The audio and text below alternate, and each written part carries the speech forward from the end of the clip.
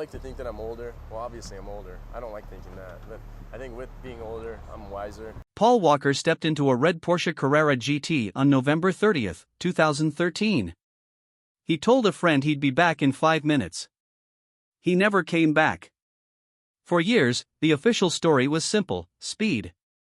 But the people who were there that day remember details that never fully made it into that conclusion, details that make the story feel more complicated, more human, and harder to forget. The day began at Always Evolving Performance Motors, a high-end shop Walker co-owned with his friend Roger Rodas in Valencia, near Santa Clarita. It wasn't just another day, it was a charity event for Walker's organization, Reach Out Worldwide. A car show.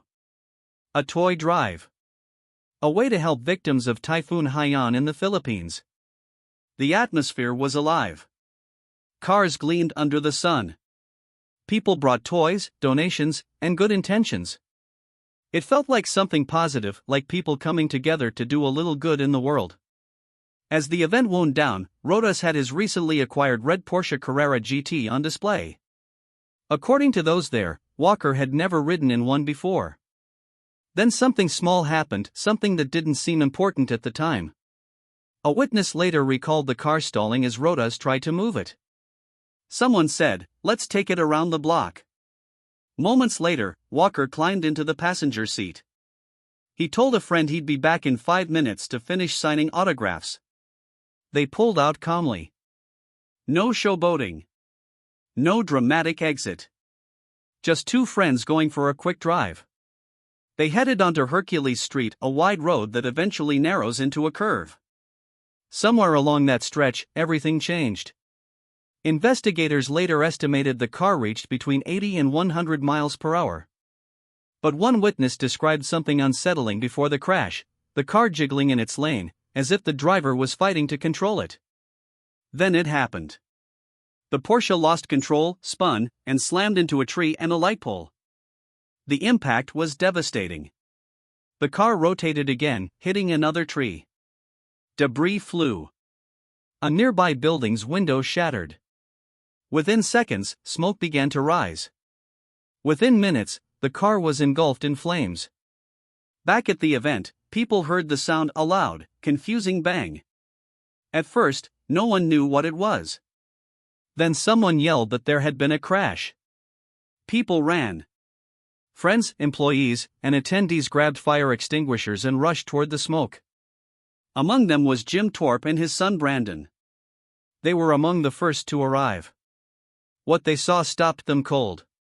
The car was already fully engulfed. Flames reaching 15 to 20 feet high. The heat was unbearable. They tried anyway. Extinguisher after extinguisher. Running closer than they should have. Hoping for something, anything they could do. But they couldn't get near it. One man tried to pull Walker out. Deputies forced him back. It was too dangerous. Then came one of the most heartbreaking moments. Rodas's young son arrived at the scene before anyone could stop him. He didn't understand what he was walking into until he saw the car. Firefighters had to pull him away. 6 minutes after the crash, the 911 call was logged. Deputies arrived to find the vehicle fully consumed. Both men were pronounced dead at the scene. But the questions didn't stop there. When the coroner's report was released, one detail stood out above all others. Paul Walker had soot in his trachea. It meant he was still breathing, at least briefly, after the crash. The official cause of death was listed as combined traumatic and thermal injuries. The crash had caused catastrophic damage. The fire finished what the impact started. Roger Rodas, by contrast, died instantly from the force of the collision. His injuries were unsurvivable. Toxicology reports showed neither man had alcohol or drugs in their system. So what caused it? The car itself became a major part of the conversation. The Porsche Carrera GT was not a normal supercar. It was powerful, over 600 horsepower, and lacked electronic stability control. No safety net. No correction system if things went wrong. It had a reputation: unforgiving. Even experienced drivers respected it. Some feared it. Then came another critical detail: the tires. Investigators found that the tires on the car were about 9 years old. Porsche recommends replacing them after 4 years, regardless of wear. Rubber degrades over time. Grip disappears even if the tread looks fine. The car had low mileage, so the tires appeared almost new, but chemically, they weren't. The official investigation concluded the crash was caused by unsafe speed for the road conditions. No mechanical failure. No second vehicle. No impairment. Just speed, a powerful car, and compromised tires on a curved road. But for Walker's family, that wasn't the end of the story. In 2015, his daughter Meadow filed a wrongful death lawsuit. The argument wasn't just about the crash, it was about what happened after. Her legal team claimed Walker survived the impact but was trapped inside the car and unable to escape the fire.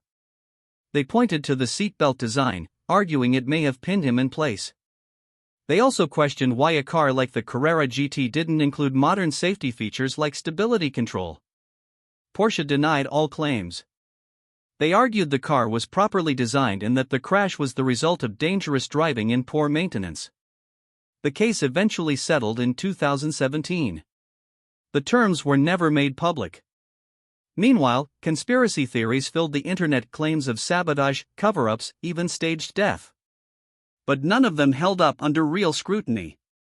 The facts remained grounded, painful, and simple. Two friends went for a drive. The car was too powerful. The tires were too old. The speed was too high. And the margin for error disappeared in a single moment. While the world tried to process the loss, another challenge quietly unfolded. Walker had not finished filming Furious 7. Production paused. There was talk of canceling the film entirely. But in the end, the cast and crew chose to finish it for him. His brothers, Cody and Caleb, stepped in as body doubles. Visual effects teams reconstructed Walker's likeness using CGI. It was a massive effort, hundreds of shots, years of work. The ending was rewritten. Instead of killing his character, they gave him something else: a peaceful exit. The final scene became one of the most emotional moments in modern film. Two cars. A quiet goodbye. Two roads splitting apart. See you again played in the background. It wasn't just an ending to a movie.